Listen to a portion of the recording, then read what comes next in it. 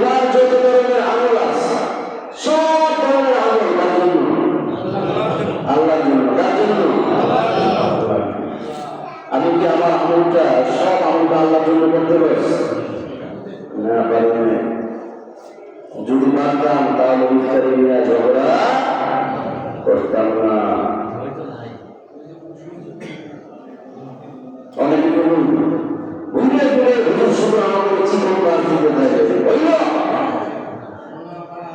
রোগ যে জায়গায় ওষুধটা ওই জায়গায় দিতে হবে। পেট ব্যথা, মাথা ব্যথার ওষুধটা নিয়ে পারি না।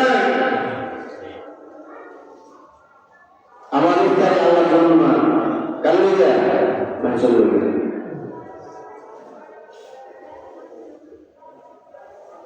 যদি আমার ইফতারি আল্লাহর জন্য হতো, ইফতারির সময় আমার চোখ দিয়ে পানি লাগে, খাওয়ার এখন বেরি কম খাই বেশি খাই, দিনের বেলা খাইলে তোমার ভয় করবে, এখনো খাইতেছি না, খাওয়ার সামনে আল্লাহ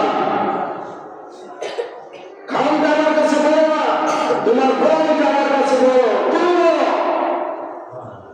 আর আমার আপনার অভ্যাস হলো আল্লাহ ইফতারি করো, বিরিয়ানি করো, মোরগ পোলাও করো, খিচুড়ি করো, তুমি বলো না। কি বাস্তবতা? এই অভ্যাস আমাদের চেঞ্জ করতে হবে। বোঝা